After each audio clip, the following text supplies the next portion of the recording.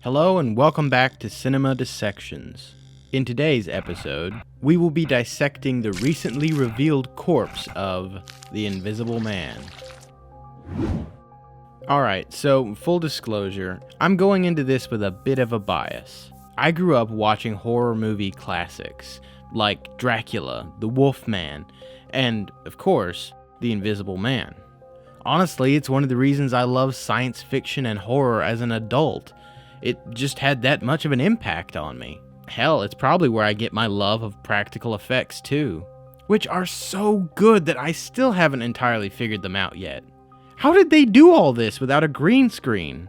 So, when I heard that one of my favorite horror movies of all time was getting a remake, needless to say, I wasn't very enthusiastic. Johnny Depp as the Invisible Man? Are you fucking kidding me? But after the demise of the Dark Universe with the box office flop of The Mummy, I breathed a sigh of relief, thinking that this monster movie icon was safe. Nope. Universal just made a deal with Blumhouse, of all people, to make it instead. You know, the exploitative, shallow, jump scare people. The only thing that left me any remnant of hope was that the film was being written by Leigh Whannell, the creator of the Saw franchise, as well as my favorite movie of 2018, Upgrade.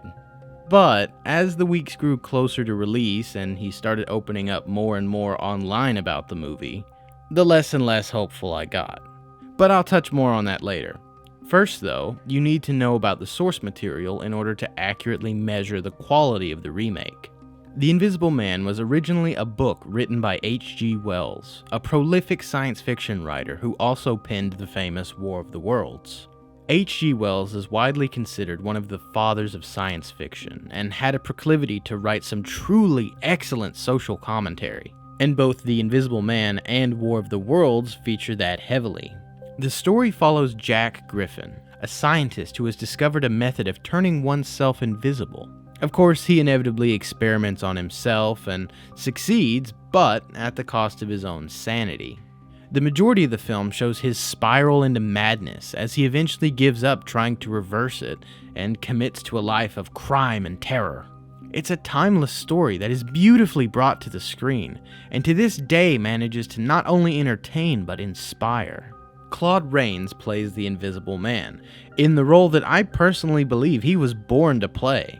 His voice alone is iconic and forever linked to the character, showing just how powerful his performance was. All right, you fools. You've brought it on yourselves.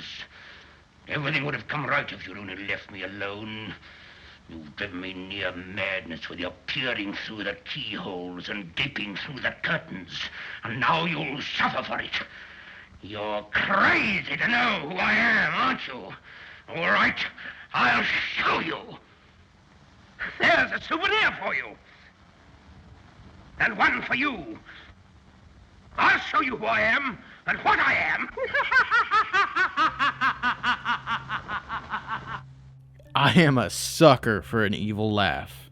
This is one of my favorite scenes in the movie because the choice of dialogue conveys so much. In my opinion, this is the scene where Jack Griffin dies. Because up to this point, he's been relatively normal, but this marks a huge turning point for his character. These people who've been whispering and gossiping about him all this time have dehumanized him to the point that he doesn't even see himself as human anymore. And so we see the very last semblance of his humanity crumble away, hence the line, "I'll show you who I am and what I am." The Invisible Man is the creation of our own fear and anxiety. That is some truly great writing. But I'm sure most of you are here for the remake, so let's take a look at it. In Leigh Whannell's version, he chose to divert completely from the source material. A bold choice to be sure, but as a self-proclaimed Whannell fanboy, I was willing to roll with this. I trusted in his writing abilities, and was open to seeing what he had cooked up. Then he revealed the plot for this version. Trapped in a violent, controlling relationship with a wealthy and brilliant scientist, Cecilia Cass, what kind of name is that? escapes in the dead of night and disappears into hiding, aided by her sister, their childhood friend, and his teenage daughter. Okay, so the sirens are still in the distance. Not quite here yet, but it's not looking good. For starters, from the way this is written, you can immediately tell the main character is Cecilia. I found this to be kind of disheartening, since even in the original film I always thought there should be more scenes with the Invisible Man. But okay, that's not really the nail in the coffin. But what really didn't sit well with me was that I got the impression that the movie would be about abuse and stalking. Spoiler alert, my prediction was correct. There's nothing wrong with making a movie about such sensitive topics, and in fact, I encourage it, even if it's not something that I personally would go see. But I just found myself asking, what the hell does this have to do with the Invisible Man? To be honest, I felt kind of tricked. This movie was wholly unrelated to the Invisible Man movie that I loved as a kid, and yet they chose to give it the same name in order to get me and other fans of the original to pay money to go see it. It was a nostalgia trap, because if it weren't for the title, I probably wouldn't have given this movie a second thought. I'm sorry, but couldn't we have just had a cool monster movie? Did it have to be about a bunch of stuff that's really uncomfortable to watch? The original story explored themes of science going too far and the hubris of mankind. It provided commentary on the perspective of a social outcast and the persecution of those that we don't understand. What does the new remake cover? Themes of abuse and control, as well as the plight of women in our modern society. Now, all of these are important matters to discuss. However, the remake covers subject material that is simply hard to watch, which leaves us with a bit of a paradox. How do you make a movie about violent situations this horrifyingly real and not put off your audience? We watch this woman throughout the entire film being toyed with and tortured, and I mean, yeah, that's one form of horror, but not one that I really enjoy watching.